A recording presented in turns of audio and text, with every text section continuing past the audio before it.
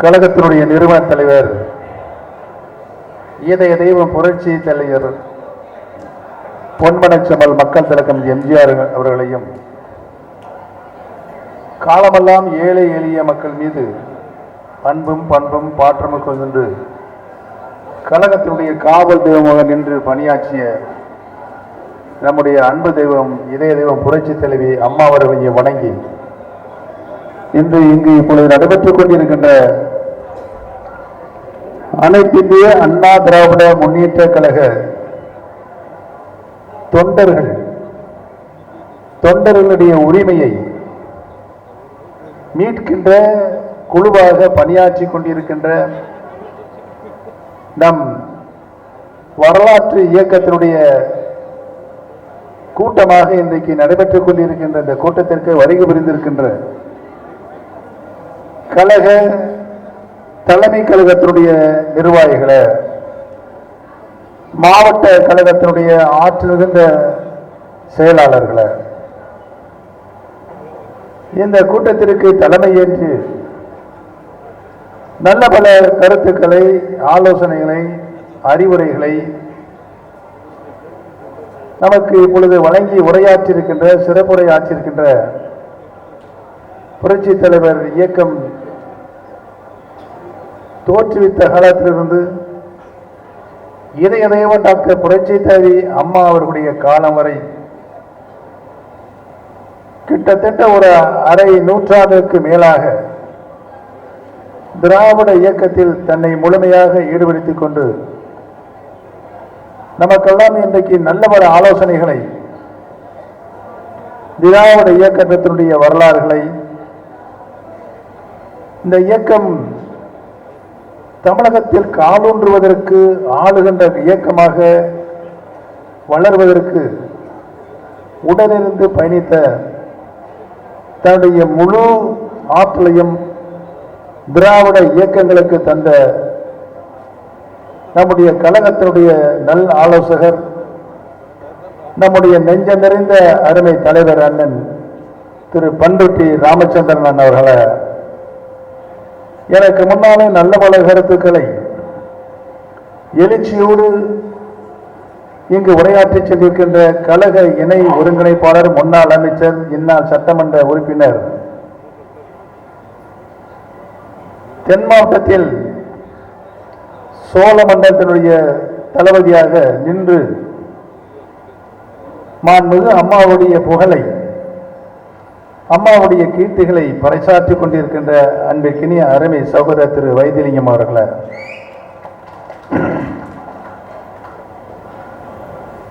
எனக்கு முன்னாலே நல்ல பல கருத்துக்களை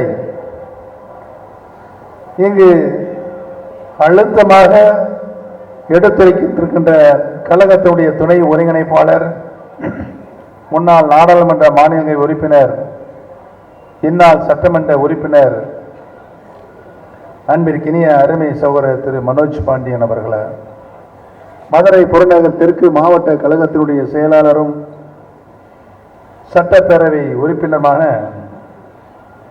அன்பிற்கினிய அருமை சகோதரர் திரு சட்டமன்ற உறுப்பினர் திரு ஐயப்பன் அவர்களை, ராமநாதபுரம் மாநகர் மாவட்ட கழகத்தினுடைய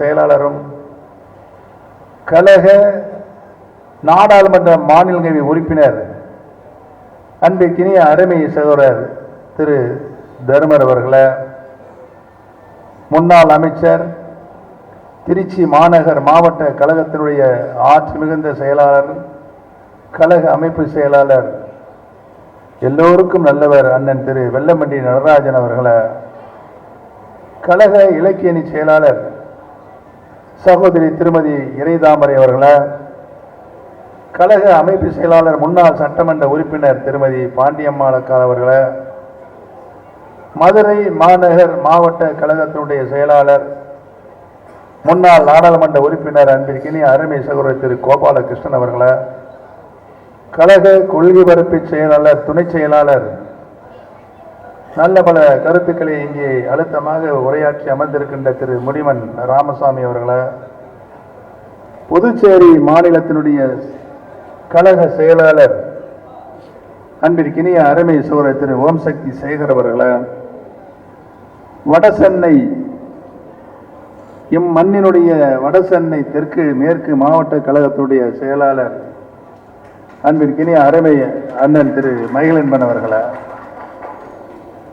சிறப்பான இந்த கூட்டத்திற்கு வருகை புரிந்திருக்கின்ற கழகத்தின் பல்வேறு நிலைகளில் பணியாற்றி கொண்டிருக்கின்ற மாநில பொறுப்பாளர்களே, நிர்வாகிகளை, தலைமை கழகத்தினுடைய நிர்வாகிகளை, திரளாக வருகை புரிந்திருக்கின்ற மகளிர் அணி சார்ந்த தாய்மார்களை, சகோதர சகோதரிகளை, உங்கள் அத்தனை பேர்களுக்கும் என்னுடைய பணிவான நன்றி கலந்த நல் வணக்கத்தினை இந்த நல்ல நேரத்திலே தெரிவித்துக் கொள்ள கடமைப்பட்டிருக்கின்றேன். திராவிட இயக்கத்துடைய பரிணாம வளர்ச்சியாக தந்தை பெரியார், பேரறிஞர் அண்ணா, புரட்சி தலைவர் எம்ஜிஆர், புரட்சி தலைவி மாண்புமிகு அம்மா அவர்கள் சமுதாய சீர்திருத்தத்திற்காக வாழ்ந்தவர், வரலாற்றை படைத்தவர் தந்தை பெரியார் அவர்கள். தமிழ் சமுதாயம் தலை நிமிர்ந்து நடப்பதற்காக வாழ்ந்து மறைந்தவர் பேரறிஞர் அண்ணா அவர்கள். ஏழை தாய்மார்களின் கண்ணீரை துடைப்பதற்காகவே வாழ்ந்தவர் இதய தெய்வம் புரட்சி தலைவர் எம்ஜிஆர் அவர்கள். இம்மூன்று தலைவர்களின் ஒப்பற்ற தலைவராக, நாடு ஓற்றுகின்ற நல்ல தலைவராக, நம் இயக்கத்துடைய காவல் தெய்வமாக நம்ம எல்லாம் காத்து இந்த இயக்கத்தை யாராலும் வெல்ல முடியாத இயக்கமாக உருமாற்றி தந்த இதயம் புரட்சி தலைவி மாண்புமிகு அம்மா அவர்கள். நமக்கென்று திராவிட இயக்கத்தினுடைய மிகப்பெரிய வரலாறு இருக்கு. புரட்சி தலைவர் எம்ஜிஆர் அவர்கள் 1972 இந்த இயக்கத்தை உருவாக்கினார்கள். ஏன் உருவாக்கினார்கள்? ஏழை எளிய மக்கள், வாழ்க்கையின் அடித்தட்டு மக்கள், மேல்தட்டு மக்களுக்கு இணையாக தங்களுடைய வாழ்க்கை நடைமுறைகளை அவர்களுக்கு உருவாக்கி தர வேண்டும் என்றும், கழகத்தின் சார்பாக ஒரு அரசியல் இயக்கத்தை உருவாக்கி தந்திட வேண்டும் என்று அனைத்து இந்திய அண்ணா முன்னேற்ற கழகம் என்ற அந்த மாபெரும் இயக்கத்தை உருவாக்கினார். திராவிட முன்னேற்ற கழகத்தில் புரட்சி தலைவர் ஒரு அரை நூற்றாண்டுக்கு மேலாக அங்கு பணியாற்றி பல்வேறு நிலைகளில் பொருளாளராக, தான் நடித்த 100க்கு மேற்பட்ட திரைப்படங்களில் கழகத்தினுடைய கொள்கைகளை பறைசாற்றுவராக, விளம்பரப்படுத்துவராக, இப்படி அவருடைய நாட்களை பேரறிஞர் அண்ணாவினுடைய இதயக்கனியாக திராவிட முன்னேற்ற கழகம் 1967 தமிழகத்தில் ஆட்சி பொறுப்பை, ஆட்சி கட்டிலில் அமர்வதற்கு புரட்சி தலைவர் எம்ஜிஆர் தான் மூல காரணம் என்று அண்ணாவே நெஞ்சம் நிகழ்ச்சியோடு அந்த சட்டமன்ற தேர்தலில் வெற்றி பெற்று அண்ணாவுக்கு பாராட்ட சென்ற சட்டமன்ற உறுப்பினர்களையும் திராவிட முன்னேற்ற கழகத்துடைய தலைவர்களையும் பார்த்து, அண்ணா உங்களுடைய வாழ்த்துக்களை பெறுவதற்கு ஒரே நபர் நம்முடைய புரட்சி தலைவர் எம்ஜிஆர் அவர்கள் தான் என்று அண்ணாவே பாராட்டி, அந்த அளவுக்கு மக்களுடைய அபிமானத்தையும் திரைப்படங்களில் தத்துவ கருத்துகளையும், ஏன் அப்பொழுது இருந்த உதயசூரியன் சின்னத்தை கூட தன் நெற்றியில் வரைந்து திரைப்படங்களில் நடித்த பெருமை திராவிட முன்னேற்ற கழகத்துடைய கொள்கைகளை, கோட்பாடுகளை பரப்பிய பெருமை எம்ஜிஆர் அவர்களையே சாரும் என்பதுதான் வரலாறு. இப்படி ஒரு புதிய வரலாற்றை உருவாக்கிய புரட்சி தலைவர் எம்ஜிஆர் அவர்களை திமுகவிலிருந்து தூக்கி எறிந்தார்கள். அன்றைக்கு பிடித்த சனியன் இன்று வரை அதை தொடர்ந்து கொண்டு இருக்கிறது. மக்களுடைய அபிமானத்தை அவர்களால் பெற முடியவில்லை. அப்பொழுது அவர் மனதிலே உதித்து இருக்கும் என்று நினைக்கிறேன். லட்சக்கணக்கான உறுப்பினர் கொண்ட அப்போது இருந்த திராவிட முன்னேற்ற கழகத்தில் பொருளாளராக இருந்த என்னை 18 மாவட்ட செயலாளர்கள் கையொப்பமிட்டு விளக்குவதா என்று அவருடைய அடிமனத்தில் தோன்றிய எண்ணத்தின் அடிப்படையில் தான் அனைத்து இந்திய அண்ணா முன்னேற்ற கழகம் உருவானது என்பதையும், உருவானது மட்டுமல்லாமல் கழகத்தினுடைய கொள்கைகளை, சட்ட விதிகளை அவர் உருவாக்கினார். சட்ட விதிகளை உருவாக்குகின்ற பொழுது மற்ற கட்சிகளுக்கெல்லாம் கீழிருந்து கிளைக்கழகங்களிலிருந்து, ஊரக உள்ளாட்சியிலிருந்து கிளைக்கழகத்திலிருந்து கிளைக்கழக செயலாளர்கள், பொறுப்பாளர்கள், பேரூராட்சி செயலாளர்கள், நிர்வாகிகள், நகர்மன்றத்தில் கிளைக்கழகங்கள் உருவாக்கப்பட்டு, மாநகராட்சி கிளைக்கழகங்கள் உருவாக்கப்பட்டு, தலைமை கழக நிர்வாகிகள் உருவாக்கப்பட்டு அவர்கள்தான் கழகத்தினுடைய பொதுச் செயலராக தேர்ந்தெடுக்கின்ற ஒரு நடைமுறை இருந்தது. ஆனால் புரட்சி தலைவர் எம்ஜிஆர் அவர்கள் உலகத்திலேயே யாருக்கும் தோன்றாத அபூர்வ சக்தியாக முதலில் கழகத்தினுடைய பொதுச் செயலாளர் தேர்தல் நடைபெற வேண்டும். அந்த பொதுச் செயலாளர் பதவிக்கு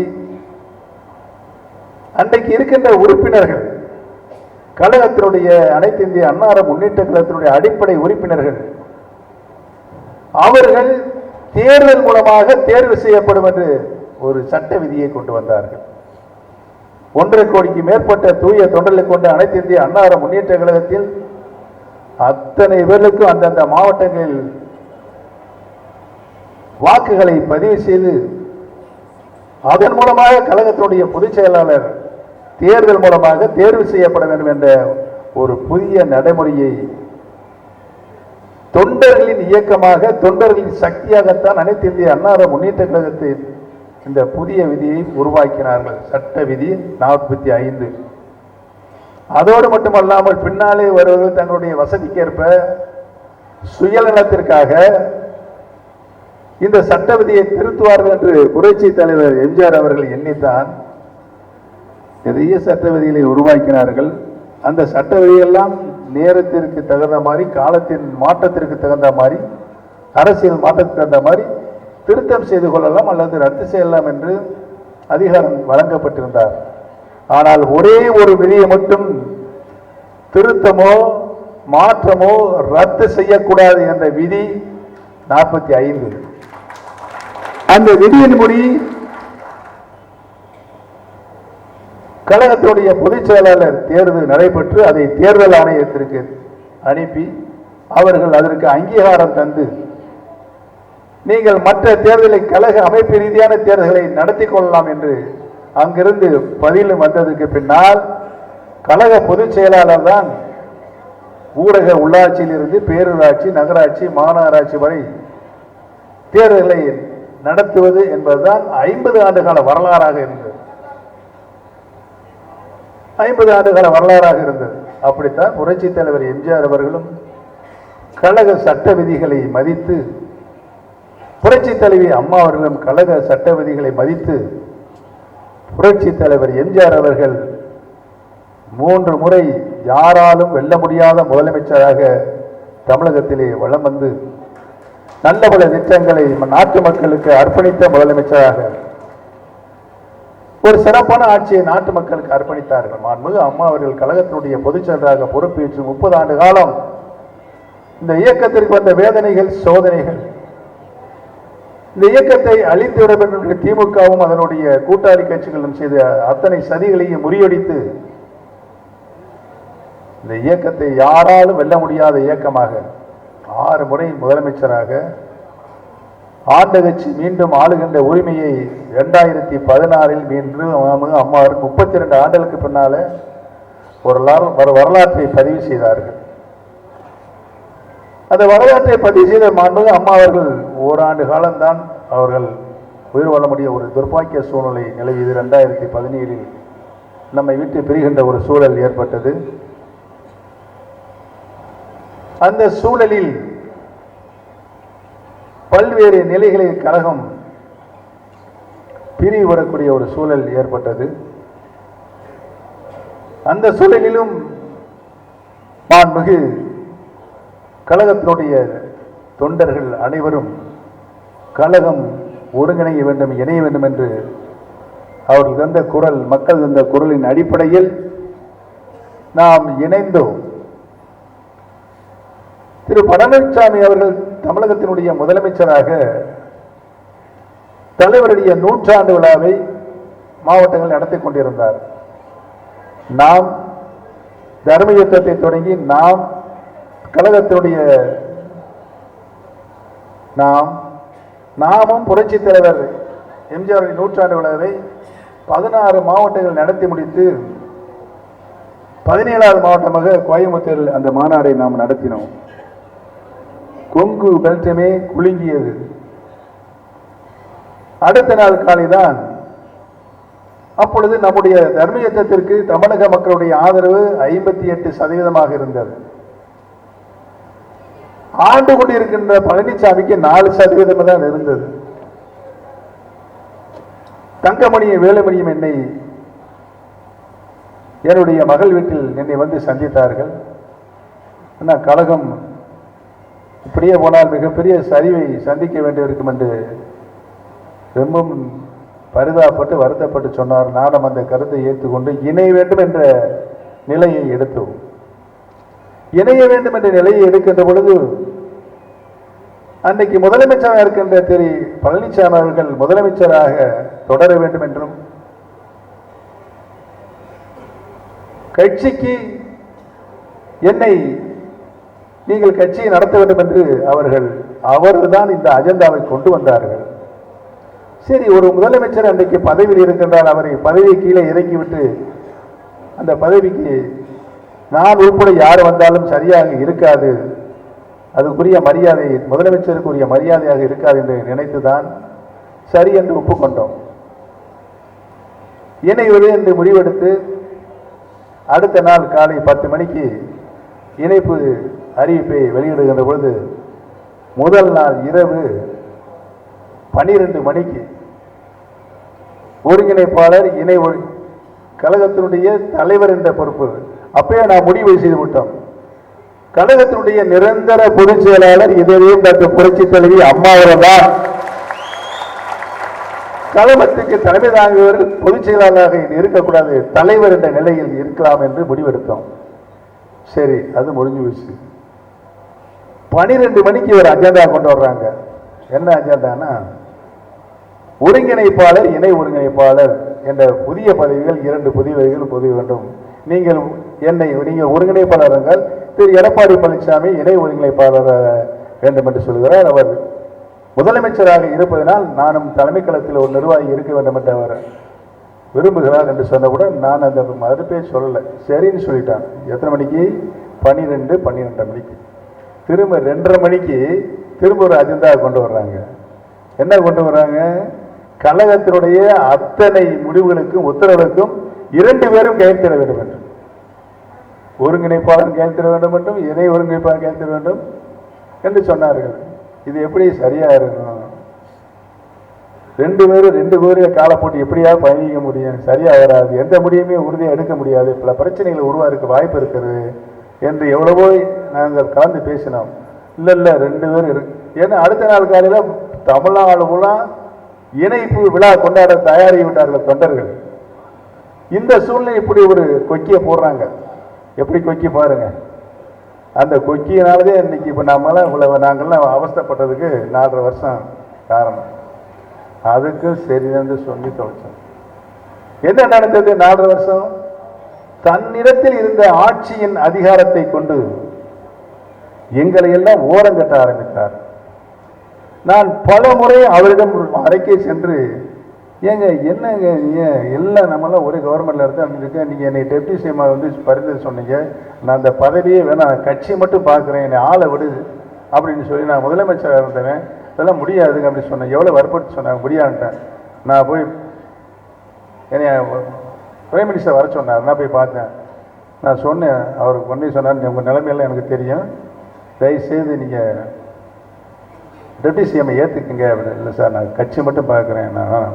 நோ நீங்கள் அதிகாரத்தை இருக்கணும், பவரில் இருக்கணும், அதனுடைய ரகசியம் பின்னால் நான் சொல்லி அப்படின்னு சொல்லிட்டாரு.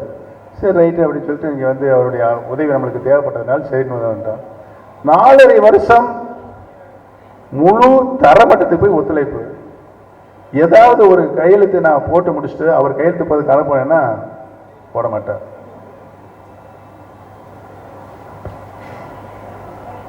வைத்திலிங்கத்துக்கு தெரியும்.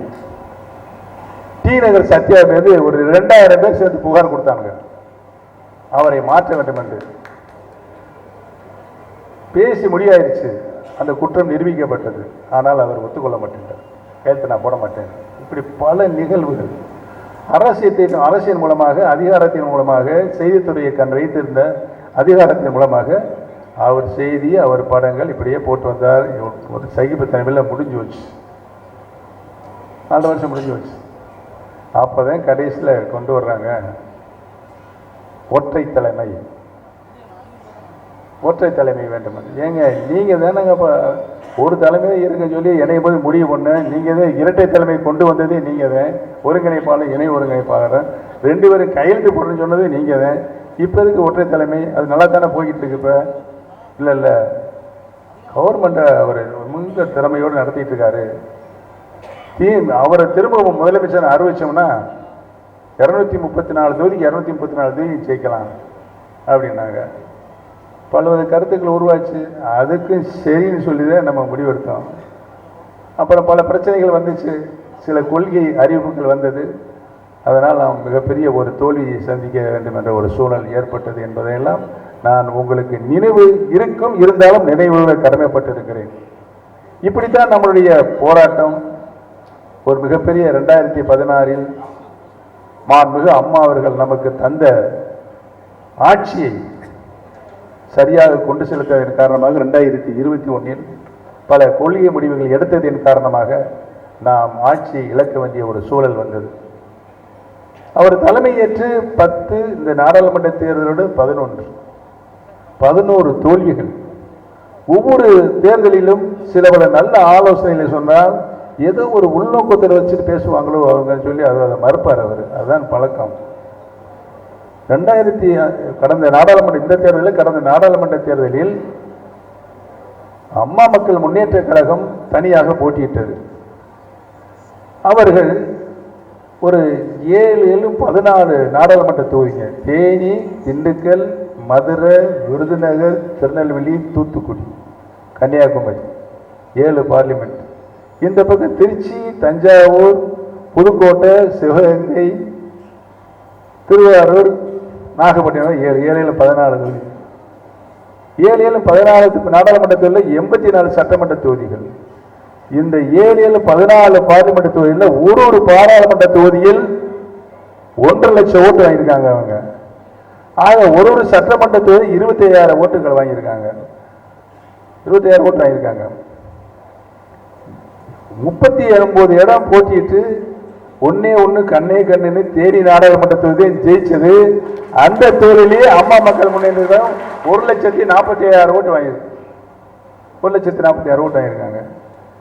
இதைத்தான் கடந்த முடிந்த அந்த 2001 சட்டமன்ற தேர்தலில் பேச்சுவார்த்தை, கூட்டணியுடைய பேச்சுவார்த்தை நடக்கின்ற பொழுது இன்றைக்கு இருக்கின்ற உள்துறை அமைச்சர், நம்முடைய மாநிலத்துடைய பாரதிய ஜனதா கட்சியுடைய பொறுப்பாளர் சந்தோஷ்ஜி, நான் திரு எடப்பாடி பழனிசாமி 4 பேரும் உட்கார்ந்து பேசுகின்ற பொழுது முதலில் எப்படி இருக்குன்னு சந்தோஷமா கேட்டாங்க. நம்ம உள்துறை அமைச்சர் நல்லா இருக்கு அப்படின்னு அவங்க சொன்னாங்க. உடனே அவர் சொன்னார், உங்களுடைய உளவுத்துறை என்ன ரிப்போர்ட் கொடுத்தாங்கன்னு எனக்கு தெரியும், அதுவும் வந்திருக்குது. மத்திய உளவுத்துறை மூலமாக நம்ம கூட்டணிக்கு மொத்தமே 75 சீட்டு தான் கிடைக்கும்னு அவர் சொன்னார். யாரு அப்பயே கணிச்சு சொன்னார், நம்ம கூட்டணி சார்பாக. இவர் பேசாமல் இருந்த இல்லை நான் இப்போ தென் மாவட்டத்துக்கு போனேன், பூரா முக்குளத்தூர் போயிட்டு ஏகப்பட்ட கூட்டம், எனக்கு வரவேற்பு, நல்ல வரவேற்பு அப்படின்னு சொன்னார். யாரு திரு எடப்பாடி பழனிசாமி. நான் சொன்னேன், இல்லைங்க இந்த 84 தொகுதியில் ஒவ்வொரு சட்டமன்ற தொகுதிக்கு 26 ஓட்டு இருக்குது. வெற்றி தோல்வியை நிர்ணயிக்கின்ற ஓட்டாக இருக்கும். அவர்களையும் சேர்த்து கொண்டால் உறுதியாக நாம் வெற்றி பெறக்கூடிய வாய்ப்புகள் உருவாகும் என்று சொன்னேன். அவர் அதை ஒத்துக்கிட்டாங்க. யாரு? உள்துறை அமைச்சர் ஒத்துக்கிட்டு சரின்னு சொல்லிட்டு, நான் சொன்னேன் 200 ரூபா கொடுத்தா எவ்வளோ பெரிய கூட்டத்தையும் கூட்டலான்னு சொன்னேன். அப்போ ஒரு வார்த்தையை பேசிட்டேன், அதுக்கு ஒரு கோவம் வந்துருச்சு. எப்படி நீங்கள் அதை பேசலாம் அப்படின்னாரு. இல்லை சரி விட்டுருங்க, அதை ஒன்றும் பேசிக்கிறேன்னு சொல்லிட்டு, சரி விடுங்க. பிஜேபிக்கு எவ்வளோ சீட்டு கொடுக்குறீங்களோ, தொகுதி கொடுக்குறீங்களோ, 20 தொகுதிகள் எனக்கு சேர்த்து கொடுங்க, நான் வந்து டிடிவி தினகரன் அவர்களை அழைத்து அவர்களை நான் என்னுடைய கூட்டணியும் சேர மாதிரி சேர்த்துக்கிறேன்னு சொன்னார். இல்லை அதெல்லாம் தர முடியாது என்றார். 15 சீட்டு கொடுக்கலாம்னு கேட்டார், அது தர முடியான்ட்டார். 10 சீட்டு கொடுக்கலாமான்னு கேட்டார், அது தர முடியான்ட்டார். அப்போ தான் சொன்னார், அப்போ ஒரு ரகசியத்தை சொன்னார், சின்னம்மா வந்து அரசியலேருந்து வெளியேறுங்கன்னு நாங்கள் தான் சொன்னோம். நலன் கருதி அவங்க ஒத்துக்கிட்டு அரசியலேருந்து அறிக்கை விட்டாங்க விளைவிக்கிறோம்னு சொல்லிட்டு. இன்றைக்கு சொல்கிறேன் கேட்டுங்க, இந்த தேர்தலில் ஓட்டுக்கள் தயவுசெய்து நீங்கள் பிரிக்க வேண்டாம் என்று சொல்லி வாய்ப்புகள் நீங்கள் நிற்கலைன்னா அதிமுக செய்யக்கூடிய வாய்ப்புகள் இருக்குன்னு சொல்லி நான் டிடி விட்டு அவரை தேர்தலில் நிற்க வேணாமல் சொல்லிடுறேன். அவரும் சரின்னு சொல்லுவார். ஆனால் அவர் ஒரு நம்பிக்கை பெறுவதற்காக 10 வாரிய தலைவரை அவருக்கு கொடுக்கலாமா, அந்த உறுதிமொழியை நான் அவருக்கு தரலாமான்னு கேட்டார். இல்லை அதெல்லாம் தர முடியாது, உறுதிமொழியாக தர முடியாது அப்படின்னு அவர் சொன்னதுனால டக்குன்னு ஃப்ளைட் எடுத்து போடுங்க நான் கிளம்புறேன்னு சொல்லி கிளம்பி விட்டேன். முடிஞ்சு வச்சு அன்னைக்கு அதிமுக 2021 உறுதியாக தோல்வி அடையும் நிலை அன்றைக்கே உருவாயிடுச்சு. தோற்றம் இன்னைக்கு அதை அனுபவிச்சுட்டு இருக்கிறோம். எதிர்கட்சி தலைவர் என்ற முறையில் என்ன நடந்து கொண்டு இருக்கிறது? அம்மா எதிர்கட்சி தலைவராக இருந்தாங்க 2006. நான் 2 மாதம் என்னைக்கு அம்மா எதிர்கட்சி தலைவர் போட்டிருந்தாங்க, ஃபேஸ் பண்ணேன். அப்புறம் அம்மா வந்து என்னை கூப்பிட்டு பன்னீர் நானே எதிர்கட்சி தலைவராக இருந்தது, நீங்கள் துணைத் தலைவருங்க. 5 வருஷம் நான் வந்து எதிர்கட்சி துணைத் தலைவராக சட்டமன்றத்தை எதிர்நோக்கினேன். எதிரையும் சோட போகலை, நம்ம எதிரையும் சோட போகலை. இப்படி இருக்கின்ற பொழுது இன்னைக்கு இருக்கிற நிலைமை எப்படி பாருங்க. கட்சியில் இவ்வளவு சோதனைகளையும் தாங்கித்தான் இது முடிஞ்சிச்சா? என்ன கொண்டு வர்றாங்க? நாம் ஆசையோடு ஒரு உச்சபட்ச தகுதியை பிரியத்தை மாண்புமிகு அம்மாவுக்கு கழகத்தினுடைய நிரந்தர பொதுச் செயலாளர் என்று கொடுத்தோம். அதை ரத்து செய்கிறார். எப்படி மனசு வர? அம்மாவுக்கு நிரந்தர பொதுச் செயலாளர் இவரை முடிசூட்டி கொண்டார் பொதுச் செயலாளராக. இந்த கழக சட்ட விதி இருக்கு 45, எதிலையும் அதில் திருத்தம் செய்யக்கூடாது, ரத்து செய்யக்கூடாது இருக்கிற விதியை கழகத்தினுடைய சாதாரண தொண்டர் கூட ஒரு மனு எழுதி கொண்டு போட்டியிடலாம் கொடுக்கலாம். அதற்கு இருந்தது நிலைமை இருந்தது. என்ன நடந்தது? இவரு 10 மாவட்ட செயலர் முன்மொழியணுமா, 10 மாவட்ட செயலர் வழிமொழியணுமா, பொருளாளர் பொதுச் செயலாளர் பதவிக்கு போட்டிடுறவங்க 5 வருஷம் தலைமை கழக நிர்வாகி இருக்கணுமா? யார் போட்டியிட முடியும்? யார் போட்டி? நம்ம வேலுமணியே தங்கமணி இந்த மாதிரி தான் போட்டியிட முடியும்.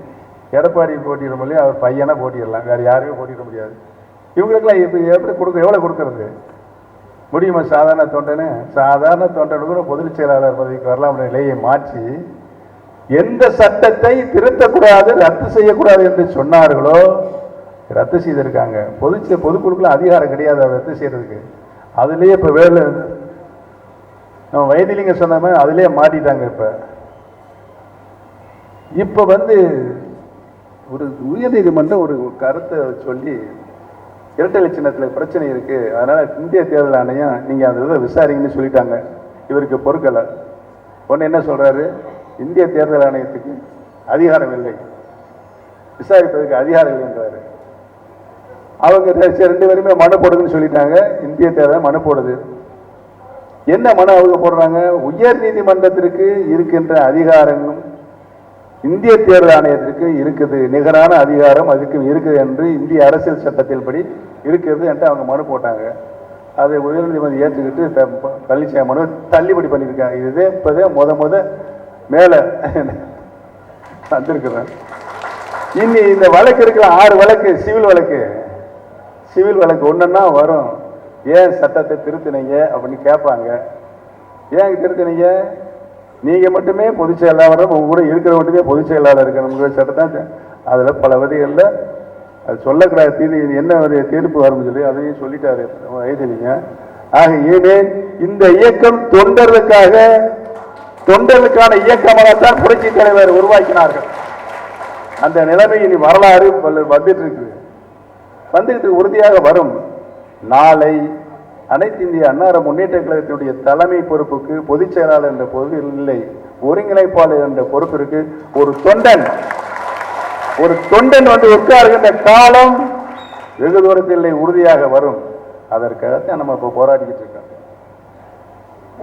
கீழே இருக்கின்ற தொண்டர்கள் நீங்கள் இங்கு மேடைக்கு வந்து உட்கார்கின்ற சூழ்நிலை உருவாக வேண்டும். நாங்கள்லாம் பல விதைகளை பார்த்துட்டோம்.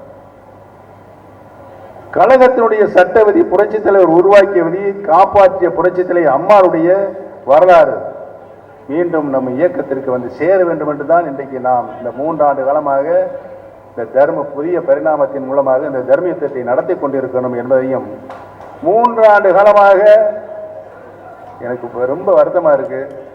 தலைமைகள் நிர்வாகிகள் மாவட்டங்களை செயலர் ரொம்ப அப்புறாணிங்க, எந்தவித பதவி பட்டங்கள் சட்டமன்ற நாடாளுமன்ற உறுப்பினராக இல்லாதவர்கள் பெரும்பகுதியானவர்கள் 195% பேர். அவங்க எல்லாம் ரொம்ப கஷ்டப்பட்டுதே இந்த இயக்கத்தை ஆங்காங்கே நடத்தி கொண்டிருக்கிற நிலை இருக்கிறது. இன்றைக்கு உறுதியாக சொல்லுகிறேன், நல்ல காலம் நம்மளுக்கு வரும். புரட்சி தலைவருடைய ஆசீர்வாதம் நமக்கு இருக்கிறது. புரட்சி தலைவி அம்மாவுடைய ஆசீர்வாதம் இருக்கிறது. 50 ஆண்டுகளும் அந்த இருவரும் தலைவர்களும் தன் உயிரை குடித்து காப்பாற்றிய கட்சி. புரட்சி தலைவர்களுடைய பாடி பில்டுக்கு 100 வயசு இருந்திருப்பாரு. ஏன்? அரசியல் கட்சி ஆரம்பிச்சு அந்த அழுத்தம் அவரை இடையிலே அவரை நாம் பறி கொடுத்தோம். மாண்புமிகு அம்மா அவர்களும் அவருடைய ஆரோக்கியமான வாழ்வு எங்களுக்கெல்லாம் தெரியும். எடுத்து கிளாஸ் எடுத்து தண்ணி குடிக்கிறதில்ல ஒரு ஸ்டைலு, பேனா எடுத்து எழுதுறதில்ல. ஒரு பக்கத்துக்கு வந்து அதிகாரிகள் ஐஏஎஸ் அதிகாரிகள் 4-5 பேர் சேர்ந்து ஒரு லெட்டர் அடிச்சு வந்தாங்கன்னா அதில் 15-20 பிள்ளையை திருத்துவாங்க. புல் ஸ்டாம்ப் சமா இஸ்ஸு தட்டு வாசு பூராத்தையும் திருத்தி தான் கொடுப்பாங்க. அவ்வளோ ஒரு நுண்ணறிவு மாண்புமிகு அம்மா அவர்கள். அதனால அம்மாவோட 22 வருடம் நேரடியாக அம்மாவுடைய கவனத்திலே பணியாற்றிய கொண்ட வாய்ப்பை என் வாழ்நாளில் பெற்ற பெரும் பாக்கியமாக கருதுகிறேன். அந்த அளவுக்கு மாண்புமிகு அம்மா இந்த இயக்கத்திற்கு பல்வேறு நிலையில் சோதனையில் அவருக்கு வந்து அழுத்தம் அவர்களையும் நாம் இடையில் நாம் இழக்க வேண்டிய ஒரு துர்ப்பாக்கிய சூழல் ஏற்பட்டது. அம்மாவுடைய ஒரே கனவு சட்டமன்றத்தில் மாண்புமிகு அம்மா அவர்கள் அறிவித்தார்களே, நெகிழ்ச்சியோடு சொன்னார்கள். எங்களுக்கெல்லாம் கண் கலங்கிருச்சு அந்த நேரத்தில். எனக்கு பின்னாலும் பல நூற்றாண்டுகள் கழகம்தான் ஆட்சி செய்யும் என்ற நிலை உருவாகும் என்று மாண்புமிகு அம்மா அவர் சொன்னார்களே, இன்றைக்கு அந்த நிலை இல்லை. அந்த நிலை மீண்டும் மலர்வதற்குத்தான் நாமெல்லாம் இன்றைக்கு போராடி கொண்டிருக்கின்றோம் என்பதை மட்டும் நான் நினைவிலே கொண்டு, தொடர்ந்து எங்களுக்கு ஆதரவு தந்து இருக்கின்ற தலைமை கழகத்தின் நிர்வாகிகள், தொண்டர்கள், மாவட்ட கழக செயலாளர்கள், பல நிலைகளில் பணியாற்றி கொண்டிருக்கின்ற நிர்வாகிகள் அனைவருக்கும் எங்களுடைய நெஞ்சார்ந்த நன்றியை இந்த நல்ல நேரத்திலே நான் தெரிவித்துக் கொள்ள கடமைப்பட்டிருக்கிறேன். இனி வரும் காலங்கள் தேர்தல் காலங்கள்.